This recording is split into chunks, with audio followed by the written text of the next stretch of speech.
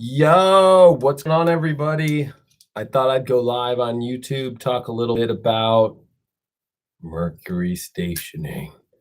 I thought I would kill as many birds with one stone as I can and eat my bang bang chicken and shrimp from what do you call it? Cheesecake Factory.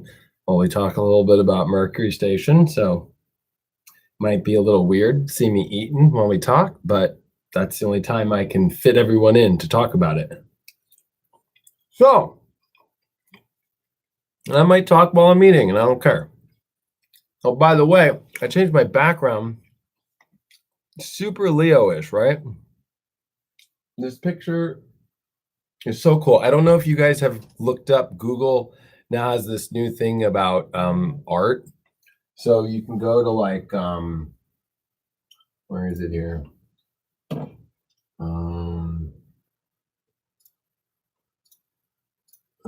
It's around here somewhere. It's so cool now. It's called like Google. Just you can type in Google art, okay, like on your computer, and it's called Arts and Culture. And they literally took all the artwork from all these awesome places. We're gonna need some more light in here. There we go. They took all the art from all these museums and they put them in like the highest quality. So like you're actually there. So like we'll do the birth of Venus that I put up the other day on my live, right? So you type that like in, right? And well, I don't have it there, but like this picture, let's say, all right? There's another birth of Venus. This one was done in 1635. So when you click on it, look at how you can zoom in, like as if you're there, like in the highest def possible. So as like a total geek, I like love it so much. It's super cool. So I don't know. So anyway, Mercury station in Leo. And I think that's kind of why I brought that to look at this picture, right? The Lion of Saint Mark, because it's like there's something about this Mercury direct happening this weekend with the sun still in Leo that's very powerful. Like, one, we've been through so much of this retrograde energy. It's been like almost a little bit too much, right? It's like with the eclipses, and we've gotten a lot of great ideas, but there's also been a lot. Like I have all these projects where it's like people told me gung-ho and then no answer. You know what I mean? Or things that I didn't want to even like deal with, boom, I got to deal with them. You know, so it's funny, like the things we want to have answers for don't come. The things that we don't want to deal with, those answers come. It's a really weird dichotomy. But the positive of this retrograde has been there's been a lot of deep inner looking that kind of forced us to look at issues in ourselves, in our lives, right? That we were just maybe flying by before. And because you got to remember, we started this year in a full flyby, like all the planets direct, just for a long time, months, 2 months of full planet direct, right? And so, long story short, it was like we kind of saw the issues, but it's like, I don't want to deal with them. And then one by one, you know, God's pulling. I always look at Mercury retrogrades as like levers. So it's like one by one lever gets pulled, then the next lever gets pulled, then the next lever, and then finally gets to this point where there's eclipses, and then the last planet goes retrograde, which is Uranus in Taurus, which we haven't seen since the 1930s, about what you really want to create and build, and how are you going to do that if you don't change and do new things and go into a new direction? It's like, oh man, I gotta do these things, and it's all while it's in Leo with our real heart and our real needs, and this Scorpio Jupiter with the moon squaring the sun right before this Mercury station direct is just pulling all of us back into our deepest center right now. Like it's forcing us to go so deep inside. Like, I had to go into this. I have to go into who I really am and sort through all my truth and all my heart's desires and what it really is. It's like the universe is like, this is what it is, right? Like, we're making sure, especially with the amount of Capricorn that we got, right? Which is going to take us to where we're going to go, right? Like, it's like, okay, this is our destiny. But before we really get this ship going, like, it's kind of like, in a weird way, the ship took off this year and then it turned around and went back to port. Like, did you forget something? It's always like, when you go out with your friends to a club or to a restaurant or whatever, and you got a whole car full of people, like 5 or 6, and you're in a Suburban or something or a limo. There's always someone who forgot something. Oh my God, hold on, I forgot my phone. Right? Oh my God, hold on, I forgot my wallet. Right? It's like, and everybody goes, oh man, we were on our way. We were all excited. Like, why did we turn back for that? But it's that moment when that person, right, kind of was like, oh, I need my phone. That you go, you know what? I actually have to go pee. So you go like, I'm going to go pee. Now the ride's going to be much more comfortable. Now you're not going to have to deal with that one person who's like, I don't have money. And you're going to have to like lend them money and then see if they forget because maybe they got drunk or something and then they forgot it, right? So the best way I can put these retrogrades and what's happened is the ship got turned back around. You know what I mean? Like, it got turned back around. And while it's been turned around, it's not like, the guy or the girl who forgot their phone just ran upstairs and came back to the limo. It was more like, okay, the limo driver's like, I'm going to call my girlfriend. The 4 people in the limo go, I got to go pee. And there's a little bit of a line to that bathroom. There's a lot of things that kind of make you realize, you know what, maybe there was something I needed to relook at before I really jump off onto this new destination. Like right now, my partner, Abby, that we're doing High Vibe with, that we've co-founded, we created this whole new platform. It's going to be awesome. And these studios are about bringing in awesome people to do awesome. We're creating a huge spiritual network. So it's like, we had a logo. And then it was like, during this period, it was like, you know what? We don't really like that logo, and it's like ready to launch, even got the apps out with that logo. And it's like, maybe we should change the logo. So it's like little things this retrograde is doing is making sure that before you put it all out there in your universe and where we're all going to go, we're all kind of shifting things before the major push that's coming here this fall. And the reason why I say the major push is because, well, Mars comes direct in a couple weeks in Capricorn. And then on top of that, Saturn comes direct in September. Pluto's coming direct. Everything's turning back on soon, fast. And what's interesting to me is this Venus retrograde.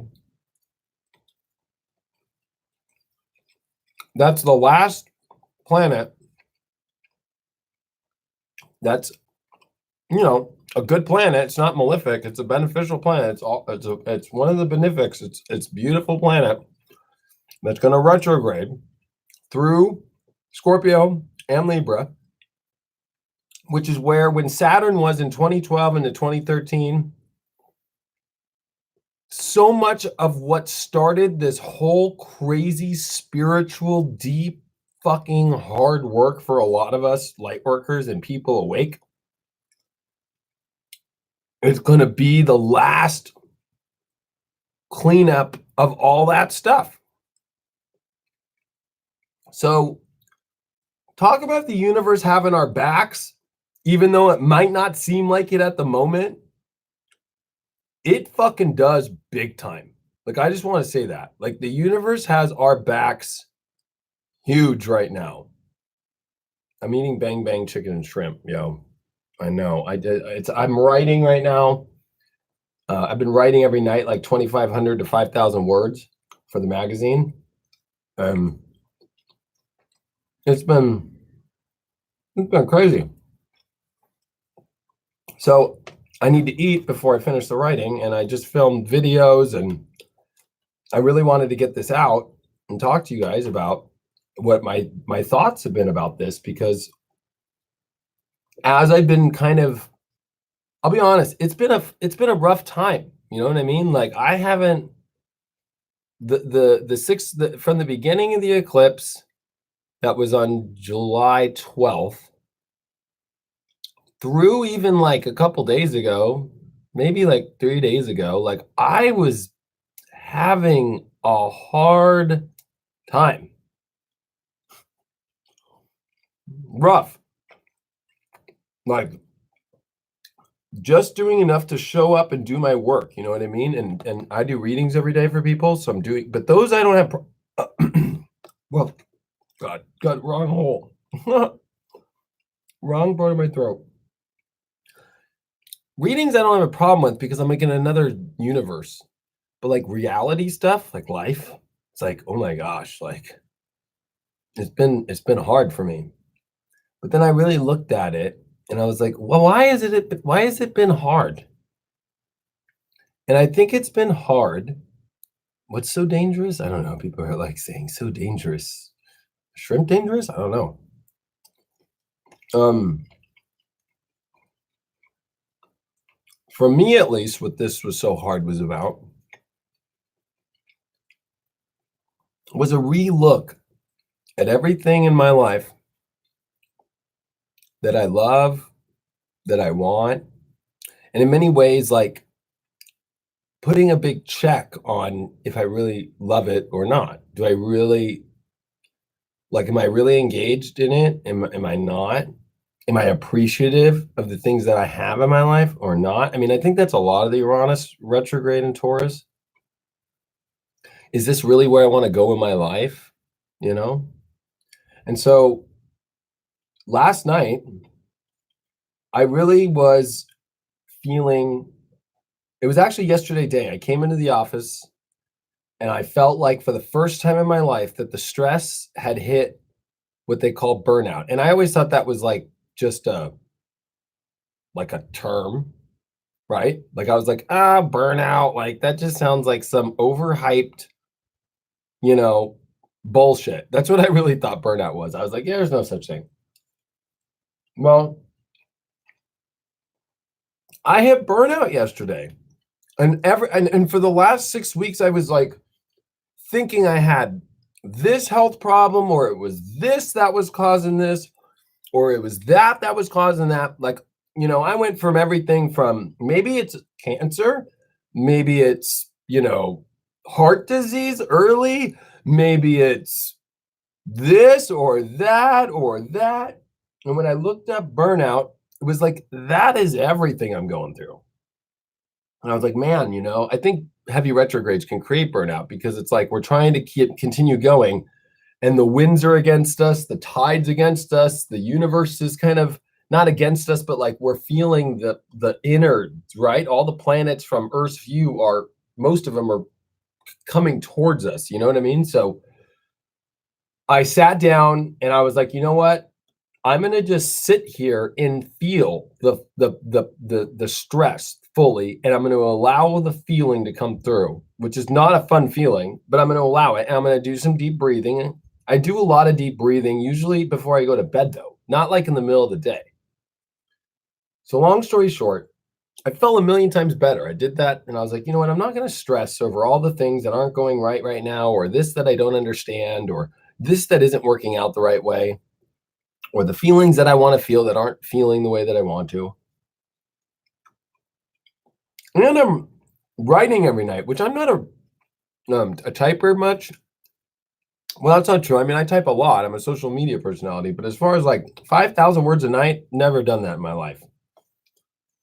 So, I kind of get kind of burnt out in that weird kind of way. You know what I mean? Like it's kind of like, oh man, like I don't know. You know what I mean? But so long story short, sorry, I have people hitting me up. I went home last night and I watched the movie Rudy because I was like, I need to cry. I was like, I need to cry. There's way too much emotions that I have been mounted up with, and it's like there's some movies I have that I will watch, and I know 100 fucking percent if I watch that movie, I'll cry. Like I have like 5 movies that make me cry, and for women, they might think I'm crazy, right? Like one of them's Rudy, Days of Thunder, Top Gun makes me cry every time because it's these stories of, you know, people going against the odds and going through crazy panic or fear or some traumatic situation and having to find the courage to come back, and it's that whole like achievement thing, right? Even though I know Maverick, you know, he loses Goose and then he feels guilty, and then he has to find the courage to get back up there, and then he gets in the war, and then, you know, at the very end he saves the day and he comes back and everybody's all cheering. That's the moment I cry. Or in Days of Thunder when Tom Cruise, you know, he's the rebel, you know, he's not a NASCAR guy, but he gets in NASCAR and he has a great season, and then he gets in a horrible crash and he almost dies, and then he's too afraid to get in the car, and then he has to get through the accident, and he goes, oh my gosh, and then he wins the Daytona 500 with the guy who built the car with him, and it's just that moment at the end I cry. But Rudy makes me cry the whole fucking movie. The whole movie, like from the first 10 minutes to the end of the movie, I am crying the whole entire time. Because the story of Rudy to me is everything that's going on with us right now. Like Rudy's a guy who he wants to go to Notre Dame ever since he's a little kid and play football, but he's a shrimp and nobody believes it, and his family doesn't even believe it. And his friends, only one friend believes it, and his friend dies on him. It's a crazy story, Rudy. And that whole movie, I cry the whole time because he's so committed and he's got heart of gold and he puts everything in, even when it's against all the odds, you know, even to get into Notre Dame without going to college. Like he finds a way to get in and put in the work and figure it out and do it all. And the universe finally has his back, and he believes in his dream, and he gets there and he does it. So in many ways, this really is a test for all of us that we can push through, and you got to stay on the track and not get crazy during this Mercury station, not get all crazy and I'm not getting what I want, you know, and to just lose it. You know what I mean? It's just like that time. Plus Mercury now is starting its sextile to Venus in Libra. It's saying like, there's so much beauty, there's so much life, there's so much to appreciate. There's all these beautiful things in life that we should be looking and focusing on instead of getting caught up in what we're trying to prove all the time. Sure, doesn't mean stop that, but it means like look at the beauty of you in the moment doing it, opposed to only the beauty of reaching it. Like the whole process of getting to where you want to get in your life is the beautiful process. Once you get there, that's a beautiful moment, but then it's over. And so, long story short, this Mercury direct that's coming this weekend, sextile Venus, with a moon in Sagittarius, is a very huge positive omen. While Jupiter's trining Neptune, the exact second that Jupiter times Neptune, I think it's maybe a minute or two off, but the exact second that Mercury comes direct, Jupiter trines Neptune. Miracles will happen. They do. And so I wanted to bring up the miracle thing because they really are possible, you know? And I think that's important. And I think that's important to focus on in your life and, you know, get through the hard stuff, but be easy on yourself. Take some deep breathing. Chill out. It'll get done. Like, especially during this moment, this is definitely not the time to push so hard that you will get burnout. You will get burnout. I reached burnout. I was able to fix that burnout fast though, because I realized what was going on. You know what I mean? So anyway, That's pretty much what I gotta say. What other movies make me cry? Indiana Jones makes me cry. Um,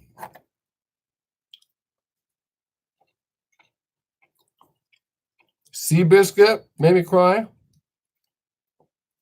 I don't know. Love stories don't really make me cry. What makes me cry is like achieving like greatness and dealing with the odds and overcoming the odds and the wild, beautiful success that comes out of it. Phenomenon kind of made me cry. Isn't that the one with John Travolta? Yeah, that one kind of gets sad. That one's kind of like negative crying in a weird way. Um, I'm into like positive crying. The Notebook made me cry, but it's like it was hard for me to cry too much on The Notebook because I'm like, she's a little like floozy. Like honestly, that dude did not deserve her. Like whatever his name is. The girls love him. I forgot his name. Somebody say his name. Like he really didn't deserve her. Like when somebody said Forrest Gump. Forrest Gump makes me cry. Yeah, that's a good one. That Forrest Gump will make you cry. Titanic didn't make me cry because again, another girl that you know didn't I don't know. She didn't deserve Jack at all. You know what I mean? Because he was like cool and spiritual and open, and she was like a rich chick who wasn't open, and he opened her up, and it's sad, but like that was what he was there to do.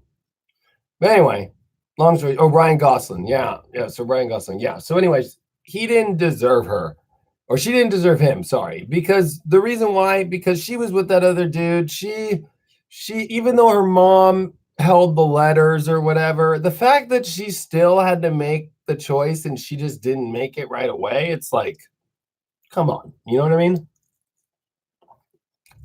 She never loved the guy that she was going to marry anyway, or she wouldn't go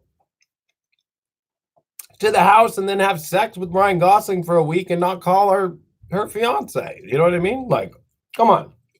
The fact that she had to make a choice, like it was like, come on, like you already know. Like you already come on. Like you already like you already know. Ghost, yeah, Ghost is sad too.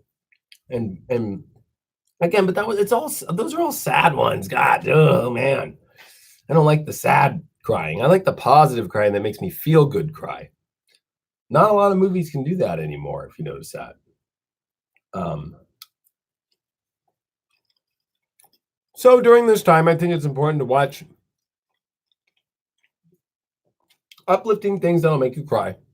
Crying helped me a lot this last 24 hours and dealing with stress and burnout. And you know what? Instead of being like, because I've been going to bed late because I've been writing like at 3 or 4 in the morning. And then I'm like getting up at like 9 and coming to work here at 10. I'm like, you know what? During this last like week, I've been like, you know what? I'm gonna like sleep in a little longer and I'll get in a little later. It's just the way it is. It sucks, but my schedule's just the way it is right now. So it's those little inner things that you can change to make things easier right now instead of like putting yourself against the wind, you know? So, long story short, that's life. This Mercury direct is definitely going to start to really get what it wants, what it feels it deserves, the beauty in that. And with this Scorpio stuff and all that and the Venus retrograde coming, to me, this beginning of this Mercury station direct is the beginnings of beginning to like look deeply into all the Venus retrograde stuff as the Mars stuff is starting to get closer to ending. Mars, of course, still has to square Uranus one more time and come back into Aquarius, but we've kind of really been there. We're completing that cycle, which is a big deal. But to me, the Venus cycle is going to be a whole different feeling. It's covering the last 8 years, but it's covering all the whole last 8 years of our lives in many ways. But because there was so much that happened in the space in that 8 years with Saturn, it's not your typical one. And the last time that Venus went direct was 10 years ago in Libra, but Saturn was in Libra, or 8 years ago, sorry, but Saturn was in Libra. So even though Saturn and Venus are both love Libra, it was like restricted. This time Venus is going to come direct in Libra with no bad aspect. I mean, Pluto is kind of in a square to it, but really not. Like, trust me, some big things coming and you can feel it. And this Mercury retrograde just starts the very beginning of it. I got to roll. I'm sending you guys all my best. Peace. Love you all. I'll talk to you guys later. Peace.